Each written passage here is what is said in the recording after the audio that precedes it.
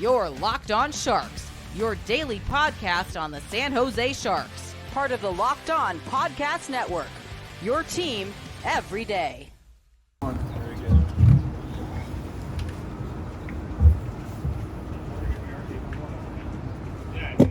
How's your time been here so far? It's good. Yeah, I got in yesterday. Good weather here too. We're almost at the end of the road here. Can you just look back at this whole process? Yeah, the whole draft process. Yeah, I mean, I think overall this year's flown by for me. I think going to the combine was a fun experience. Being able to talk to all the teams, kind of see where their heads are at, and then coming to the draft. It's ultimately the end goal to get drafted in the NHL. So I'm looking forward to it. What's it going to be like to hear your name called? Definitely a lot of excitement. Being here with my family and friends and cousins are going to be here. So yeah, I mean it's what it's all about. You want to hear your name called, just celebrate. You have a feeling for that, Mona? Have a feeling? Yeah, feeling like first, second, third, team? Yeah, I don't know. I mean, obviously I want to get drafted as high as I can, but it's up to the teams to decide what they're looking for, and ultimately whoever does draft, I'm going to be super grateful. So It's going to be a different draft with the decentralized. What do you think that's all going to be like? The sort of the virtual stuff, the Zoom calls, and you're not going to go up and shake 25 hands when you get drafted. Yeah, I know. I think that part's a little bit more simpler, but I think I heard you get to go into a room and kind of talk to the team on a TV or whatever afterwards. So that part's pretty cool. But overall, it's still kind of like the same draft experience, which I like. So yeah. How did you manage the last year to be under so much scrutiny? To be watched that much, to be asked so many questions, so many interviews. Do you feel it's like a long year that's going to be? Yeah, I mean, definitely. I think that's part of it. The draft, you're just all the interviews and media and stuff like that. But you get used to it a little bit, and I've enjoyed it. So overall, it's been a good year. What have you learned about yourself through the whole process? I think the biggest thing is just believing in myself. I came into this year having a lot to prove to people and myself, and playing with confidence, believing in myself. I think it's the biggest thing for me. What was it like to be an exceptional status player in junior? Not many guys get that. What was it like for young kids stepping into a team like that? Yeah, tremendous honor. When I did get exceptional status, I think Saginaw did a really good job for me. My 3 years that I was there, and I couldn't be more grateful to play with some of the teammates I got to play with, and just the staff down in top class organization. So it was really good. Would you do it again? Was there any debate about whether it was the right move at the time? Or what was the thought process like? Yeah, I mean, I think it was the right move. My whole life, I played up a year with 2006 born players, so I found why not try to get drafted with them and just throw my name in the hat and see what happens, and it ultimately ended up working out. So I'm grateful for that. What's the pressure like though when you're that young? There's so talking about eyes on you. What was it like at that age to have so much attention? Yeah, no, it's definitely something you got to get used to. My first year, there's a lot of expectations, pressure on me, but I think the best thing for you to do in that situation is kind of just block out the noise and focus on the hockey. Just have fun. Ask teammates for advice. Just worry about what you can do. How would you describe the relationships that you've built with the other prospects? Yeah, well, every guy that's getting interviewed right now, I think I know pretty well. So many other guys too. It's kind of cool. You're almost like a team getting to do this together. You build connections with all of them throughout the playing with them at prospect games and media stuff like this. So it's been great. Like 2-3 years ago, it seems that there was no contest. Michael Misa would be the number one in 2025. Now we're approaching the day, and it's not so sure. Is it something you like? It's a bit of sore for you, or it's okay? Well, I mean, I think ultimately I had the year to be able to go number one. It's ultimately what teams are deciding. But coming out of this year, I really had no regrets with how I performed, and so it's not up to me at this point. Is there a rivalry between Matt and you, or? Not at all. I mean, he's one of my good friends. It's just something that we're both going to be happy for each other wherever we do go, and just being able to be here with him at this moment is pretty cool. Did you meet the Islanders? Yeah, I met them at the Combine.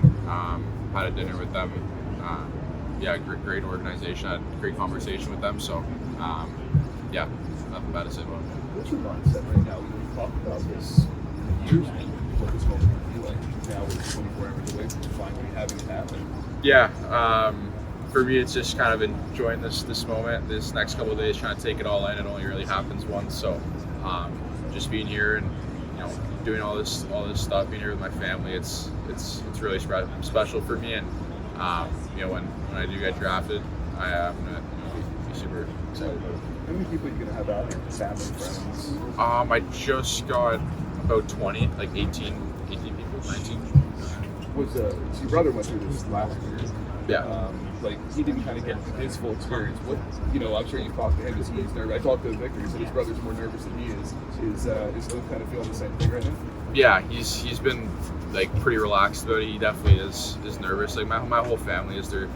They just want to get it over with, But yeah, he's been my biggest supporter through this whole thing. So I'm happy he's my brother. Do you have any idea what could happen? Any feeling? Yeah, I mean there is possibilities. It's all kind of what teams are looking for and stuff like that. So like I said, whoever does draft me, I'm gonna be super grateful and just work my hardest for them. Sorry, I'm sure you were disappointed not getting a camp invite for the World Juniors. How did that push you in the second half of the season? Yeah, I think just trying to just play my game throughout that whole year. I think it was a little disappointing. I wasn't able to help them out or even get an invite to try and prove myself, but also we still had a season going on, so I kind of just shifted my mind back to Saginaw and try and help them win. But yeah, definitely was like a little chip on my shoulder.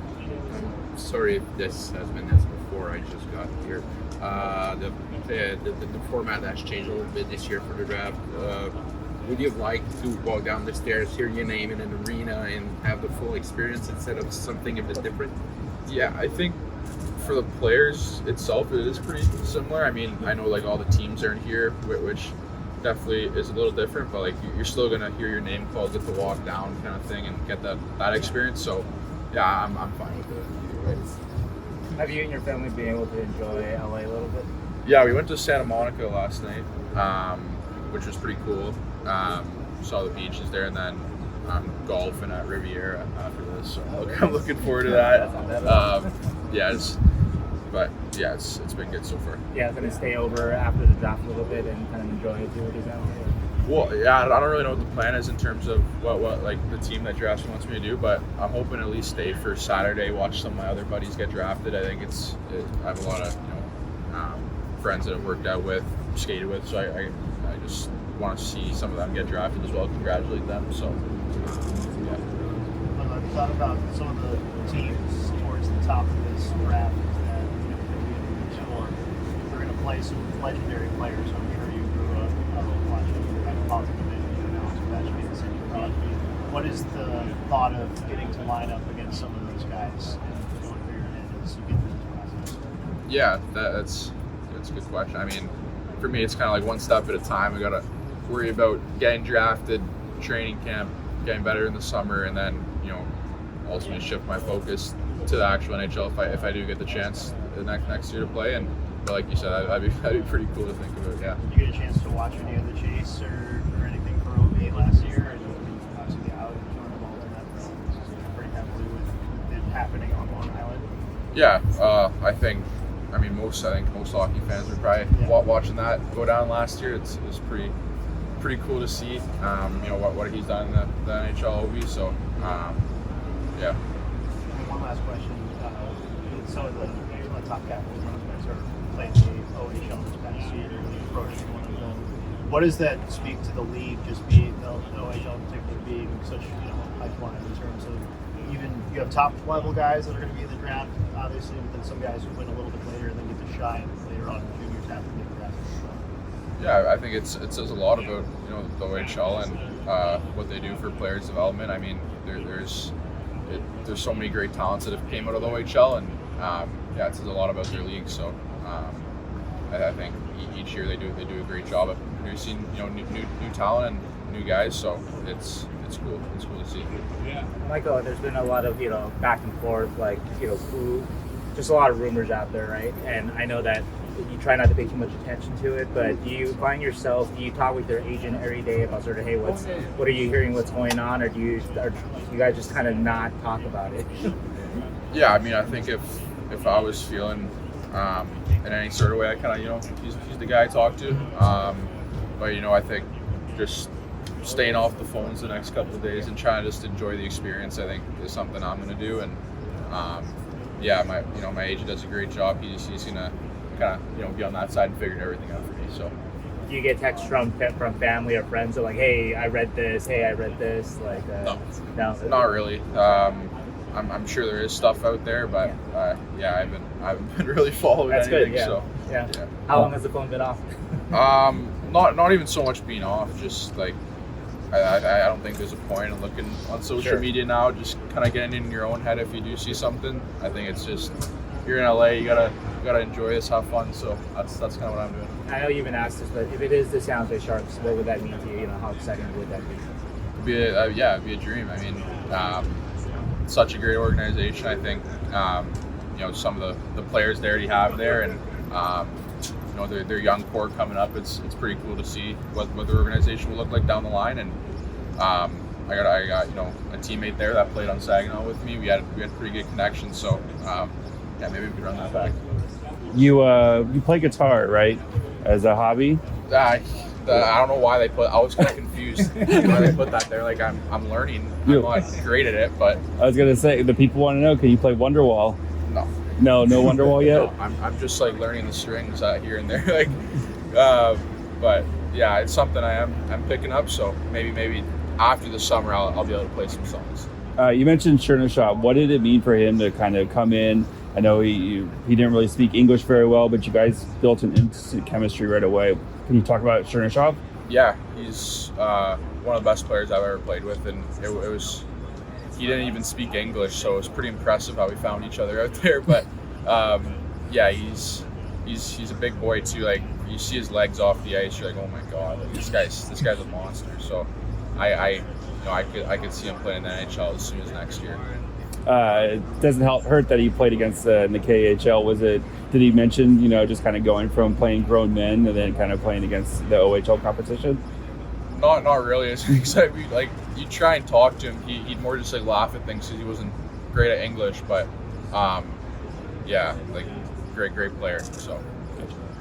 So I interviewed with you at I think it was TSN yesterday, and a bunch of Star Wars posters behind you. Are you a Star Wars fan, or was that just the room you're in? That was that's my dad. I mean, I watched most of those movies, but my dad growing up was a huge Star Wars fan. So we do have like a lot of like posters, cool photos down in our basement. Yeah, well, tell your daddy is the pick. Yeah, no, I will.